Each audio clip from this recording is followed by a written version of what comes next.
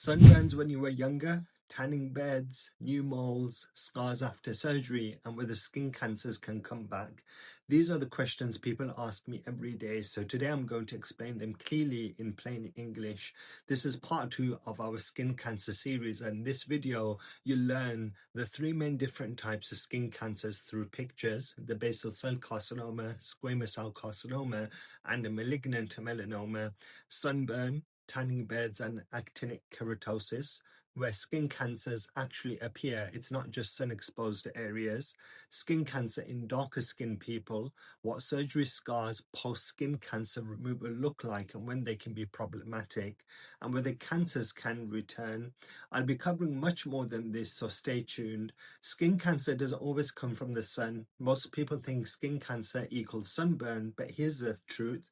Yes, ultraviolet light exposure increases the risk, but skin cancers can also appear on the scalp under the hairs, as in this picture, which demonstrates a malignant melanoma as a black spot under some hair. Soles of the feet, as in this picture, which demonstrates a melanoma and which appears to have some ulceration when looked at closely. The palms, under the nails, as in this picture, which demonstrates a thick line of dark brown to light colors under a nail plate. This is called a subungual melanoma. In more advanced cases, it may look like this, demonstrating breaking of the nail plate and flesh under the nail plate. They may also occur in between the toes, as in this picture, where you can see an irregular black-shaped lesion on the side of the big toe, on the genitals, and they can also occur inside the mouth, although this is rare. They may look like this ulcer which fails to heal, or like this one on the tongue. Melanoma in people with darker skin often appears on the palms and soles and the nails. This is called an acral lentinginous melanoma. In lighter skin, doctors are trained to look for dark, irregular moles, but in darker skin, melanoma is more likely to be missed because it may not look very dark.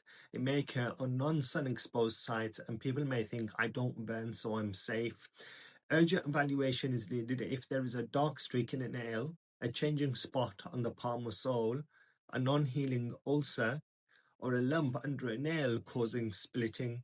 So what does sunburn actually do? Sunburn is DNA damage. Ultraviolet light causes mutations in skin cells. Some repair, some don't. Over time, damaged cells can become any of the 3 different types of main cancers, which I mentioned earlier. Childhood blistering sunburn increases lifetime melanoma risk. Frequent mild sunburn also increases this risk. Contrary to popular belief, tanning beds are not safer than the sun. They increase the risk of all skin cancers, and this risk is highest when used before the age of 35. A tan is skin injury, not something healthy for your skin. So what is actinic keratosis? Actinic keratosis are rough, scaly patches from sun damage. They are precancerous or very early squamous cell carcinoma in situ. They're usually found on the scalp, the ears, face, forearms, and the hands. They feel like sandpaper before being visible. Here are some examples of actinic keratosis. So number 1, this is a picture of it affecting someone's face. Number 2, this is another picture affecting the nose of a patient. You can see the pink base and crusty lesions on top. Number 3, it can also affect the back of the hand, as in this case, but the skin lesions tend to be thicker. Now, moving swiftly onto the 3 main different types of cancers. The first is a basal cell carcinoma, which is the most common but the slowest growing out of all the skin cancers. A basal cell carcinoma looks like a pearly bump or a rolled edge with fine blood vessels. It may also look like a sore that bleeds repeatedly. Here are a few other pictures of basal cell carcinomas. In terms of outcomes, it has a very high cure rate. It's rarely fatal. However, it can invade deeper tissues if it's ignored. A squamous cell carcinoma is more aggressive. It may look like a scaly red patch, as in this case, a wart-like growth, as in here, a painful firm lump like this picture, or an ulcer that won't heal, demonstrated by this picture. In terms of outcomes, squamous cell carcinomas also have an excellent prognosis if caught early. However, it can spread in some people when it's large on the lips or the ears. rapidly growing, or in the immunosuppressed people. A melanoma is the most aggressive and the most dangerous of all types of skin cancers. A melanoma arises from pigment cells and can spread to lymph nodes, the lungs, the liver, and to the brain. Some of the ways to suspect a melanoma include the ugly duckling sign. If one mole looks different from your other moles, in other words, it's darker, lighter, raised, irregular, you should get it checked. The following picture demonstrates this. This mole actually turned out to be a melanoma, and if you look closely, it's darker, bigger, and more irregular compared to the other tiny moles. The other criteria is the ABCDE and the EFG rule. ABCDE stands for asymmetry, B for border irregularity, C for color variation, D for a diameter of more than 6 millimeters, and E evolving. EFG is more useful for nodular melanomas. E is for elevated, F is firm, and G is growing quickly.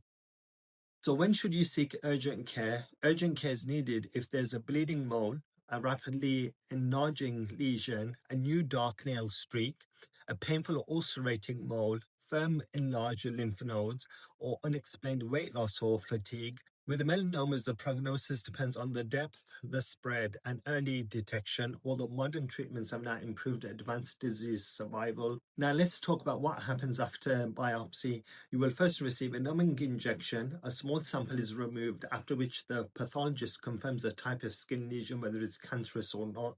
The melanoma report will include the Breslow thickness, the ulceration and lymph node status, and spread of the cancer if it's present. The Breslow thickness is a key measurement used in melanomas to describe how deep the melanoma has grown into the skin. It is one of the most important factors in predicting prognosis and guiding treatment. It measures the vertical depth of a melanoma in millimeters, and it matters because the deeper the melanoma, the higher the risk that the cancer cells may have spread. Typical categories of the Breslow thickness include, if it's less than or equal to 1 millimeter, then this is a thin melanoma and it has the best prognosis. And if it's more than 4 millimeters in depth, then in other words, this is the highest risk and this has the worst prognosis. In terms of modern treatments, for early cancers, there is excision, Mohs surgery, cryotherapy, and topical therapies. Mohs surgery is a specialized surgical technique used mainly to treat skin cancers, especially on the face, ears, nose, lips, and around the eyes, with its purpose being to preserve as much healthy tissue as possible.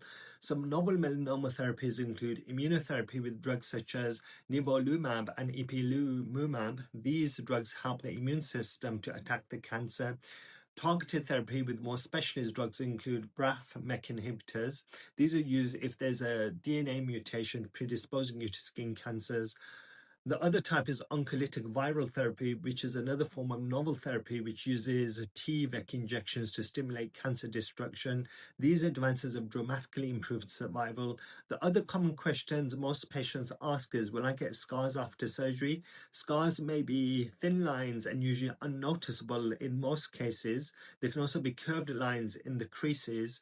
They can also be oval shaped, or they can be graft or flap scars after removal of larger tumors. Possible issues with scars include keloid scars, which may look like this.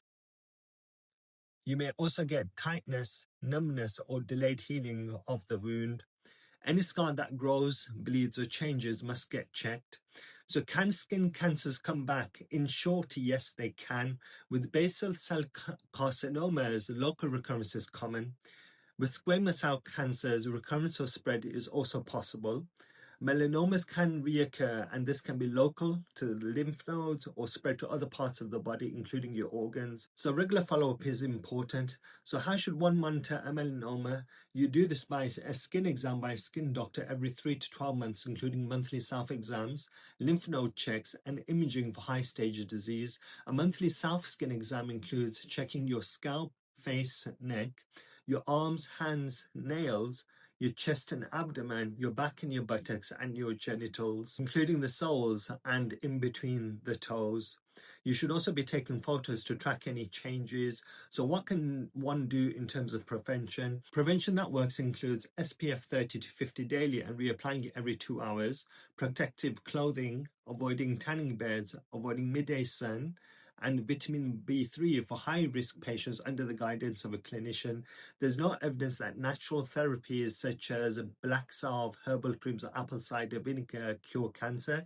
If anything, they can delay real treatment and worsen the scarring. So skin cancer is highly treatable when caught early. Just remember, if it's new, changing, not healing, and it looks different to the other moles, then you need to get it checked. I'm also thinking about making a final part 3 to the series of skin cancers. If there's anything you would like me to include that you think I may have missed in part 2, then please comment below. If you like the content, then please like and follow for more.